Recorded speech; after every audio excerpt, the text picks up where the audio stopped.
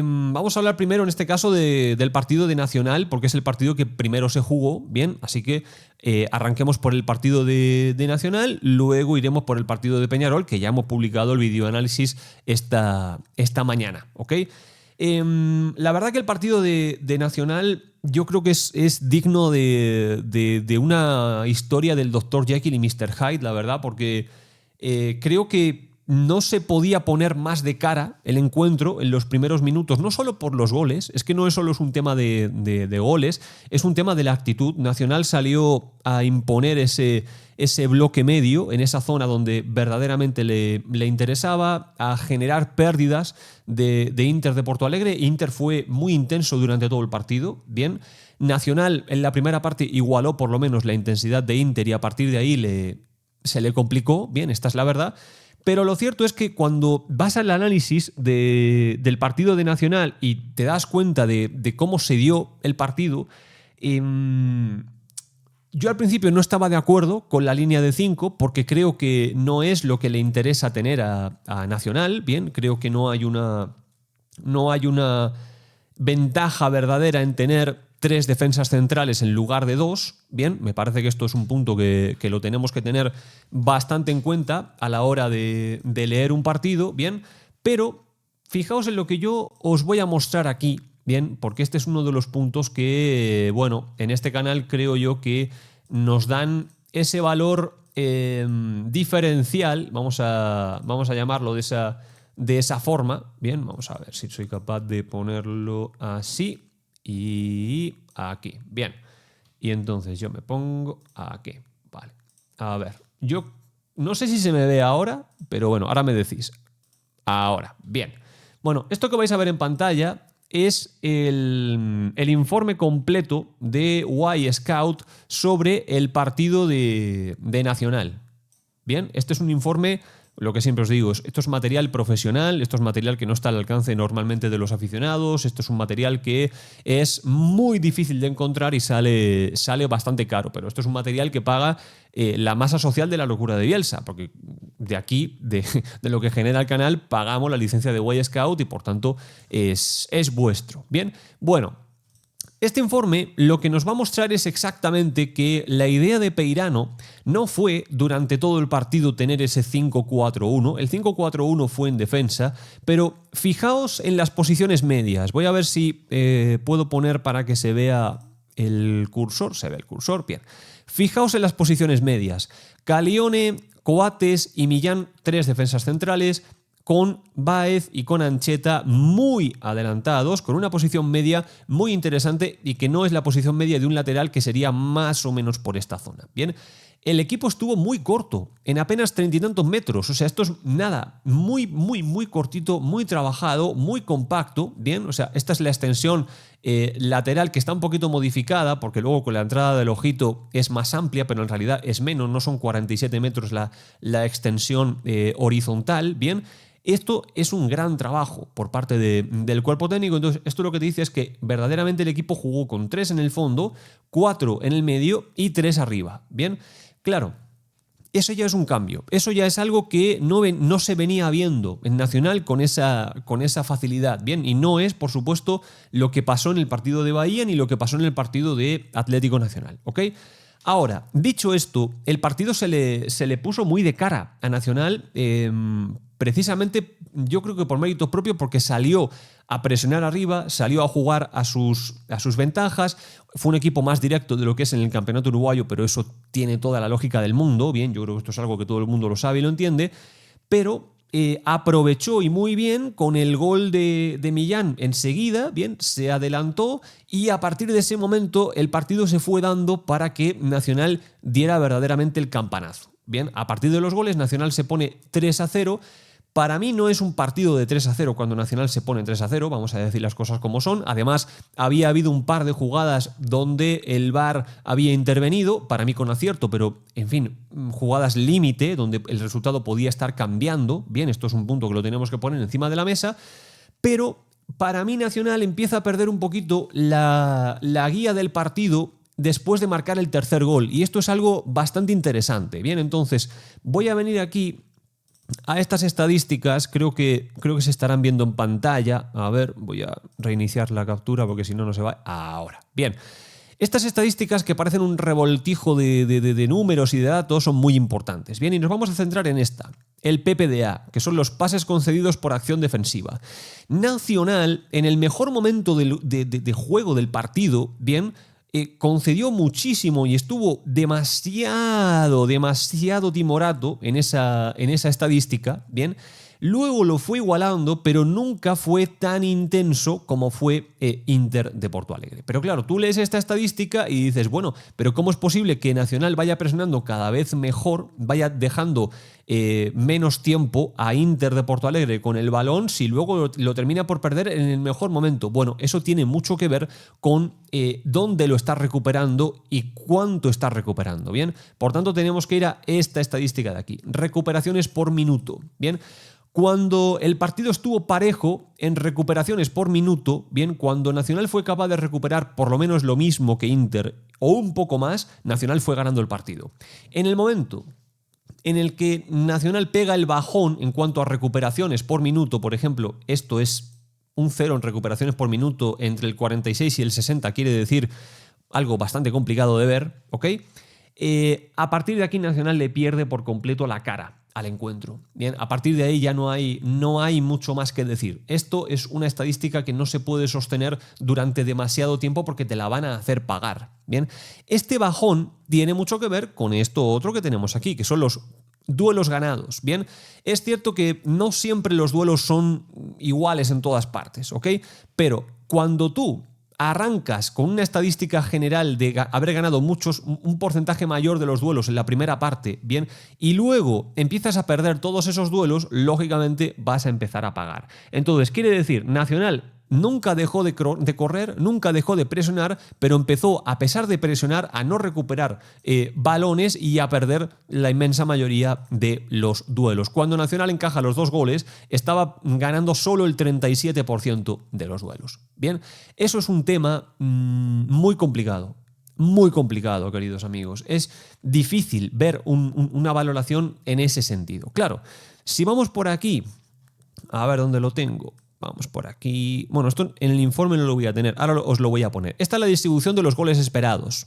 Bien, aquí lo tenemos. En el caso de Inter de Porto Alegre, su estadística de goles esperados son 2.06, o sea, es un partido en el que tenía que haber marcado 2 goles, mientras que Nacional tiene 2.08, así que lo igualó en esa estadística de goles esperados. Bien, si a eso le sumamos esto que yo tengo por aquí, bien, que lo he estado gestionando antes, vamos a poder poner negro sobre blanco qué es lo que le ha pasado a Nacional. Bien, vamos a ponerlo aquí. Bueno, esta estadística no es de Wyscout, esta estadística es de mi autoría, bien, entonces la tenemos aquí. Es lo que explica básicamente lo que le ha pasado a Nacional para perder este partido. Bien, no, ni más ni menos. La barra azul, ¿ven? Lo que estáis viendo en este punto, la barra azul, es cómo estaba Nacional antes del 3-0. Bien, del 3-0 para atrás. Y la barra roja es cómo estaba Nacional después del 3-0. Quiere decir que la única estadística de todas las relevantes cuando se analiza un encuentro donde Nacional fue superior antes del 3-0 en comparación a después es en posesión del balón, que tuvo 30% en lugar de 28%, nada más.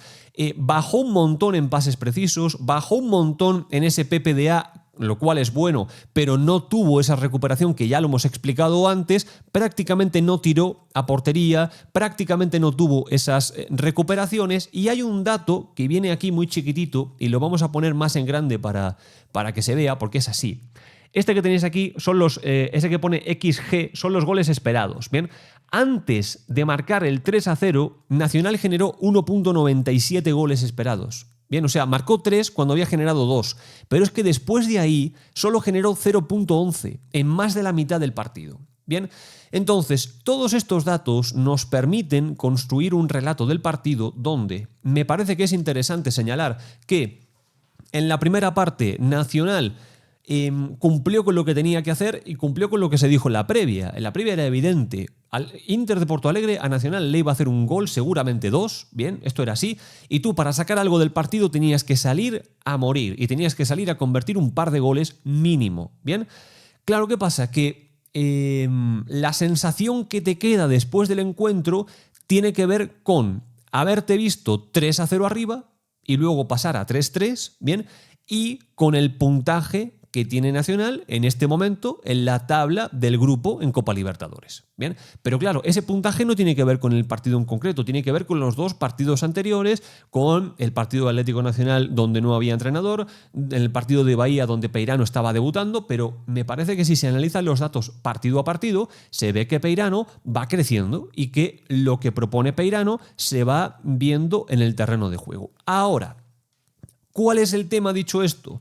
El bajón en esas capacidades de Nacional para recuperar tiene que ver sí o sí con la parte física. Bien, se entregó al 100% Nacional en la parte física durante todo el encuentro y el PPDA lo demuestra. Bien, pero una leve diferencia, bien, hace que Inter de Porto Alegre haya rendido físicamente mejor que Nacional durante todo el partido y luego se lo haya hecho pagar. Bien, esto es absolutamente así. Podemos hablar después del penalti, del no penalti, pero en la primera parte, la clave era que cuando Nacional tenía que defender en el bloque medio a Inter de Porto Alegre, lo que hacía era achicarlo.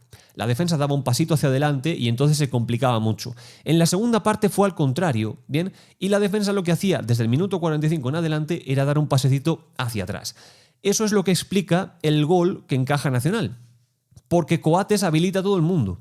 ¿Bien? ¿Por qué? Porque tiene inserto, como muchísimos jugadores, que cuanto más cerca estás del portero, mejor estás. Y no es así. Tú ahí tienes que saltar, tienes que intentar dejar en fuera de juego a todo el mundo y es Coates el que los termina por habilitar.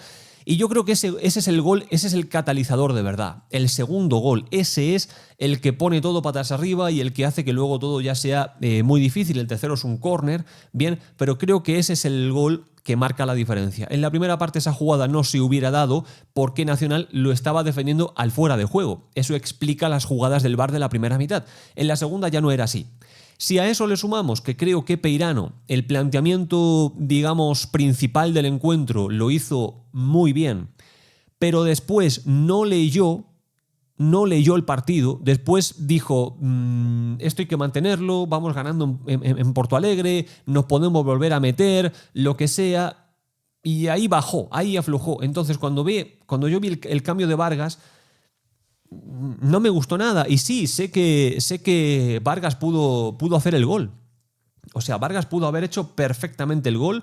La jugada le pega honestamente bien, va rozando el palo. Podía haber sido un gran gol de Vargas, que quién sabe, a lo mejor hubiera podido cambiar el partido. Pero en la actuación general de Vargas no dejó lo que necesitaba el equipo en cuanto a intensidad, en cuanto a recuperación, en cuanto a un montón de variables. Bien, eso no lo vimos. Entonces, las diferentes lecturas que va aplicando Peirano del partido son lecturas de guardar. Y eso no puede ser. No puede ser. Entonces, encima de la mesa tenemos que poner que interpretó el partido como es, bajo mi punto de vista. La alineación fue la que tenía que ser, con Recoba y con Villalba. Villalba hizo un partidazo, bien. Lo que pasa que luego se va cayendo. Villalba se va cayendo. Villalba no es Superman. Bien, se va cayendo. Pero bueno, yo creo que hizo lo que tenía que hacer. Y si hubiera habido resultados de otra manera, en Bahía y en Colombia, se vería más amigablemente. Vamos a decirlo de esa manera. Pero como no fue así, pues ahora hay mucha tensión porque se está a mitad de la fase de grupos de la Copa Libertadores. Bien, pero en definitiva, creo que el mejor partido de la Copa Libertadores hasta este momento para Nacional ha sido este. Me parece que es un 3-3, es un empate que estadísticamente tiene que ser un empate, es merecido, pero no es un empate donde haya que quemarlo todo, porque me parece que el equipo salió con la actitud que tiene que tener y fue a buscarlo. Bien, yo creo que es mucho mejor empatar de esta forma o incluso perder el partido de esta manera que como se perdió en Colombia. Bien, o sea, no tiene nada que ver. Sí, en Colombia, si hubiera jugado de esta manera, otro gallo hubiera cantado. Porque este equipo, el Inter de Porto Alegre, le metió 3-0 a Atlético Nacional. Entonces, la reflexión para mí es la siguiente. En este punto me parece que Peirano está haciendo las cosas bien, tiene que mejorar la lectura del partido urgentemente, porque meter cambios defensivos en este punto me parece que te condena todavía más, bien, pero creo que a lo mejor se va a llegar a un punto donde la interpretación de la realidad sea qué hubiera pasado si hubiera arrancado Peirano el año, bien. Pero bueno, eso ya no depende. No depende de nosotros. Es lo que hay. Se dio de esta manera. Las estadísticas son inequívocas. Me parece que es una buena noticia que Peirano las conozca y las aplique, porque era evidente que Nacional iba a recibir un gol, al menos, y muy posiblemente dos. De jugada recibió uno. Entonces, esto es así. Y claro, cuando tú empiezas a defender más cerca de tu portero, siendo que Nacional no tiene un buen bloque bajo, bueno, pues finalmente terminas por encajar un gol. Esto es la visión que yo tengo, queridos amigos, del partido.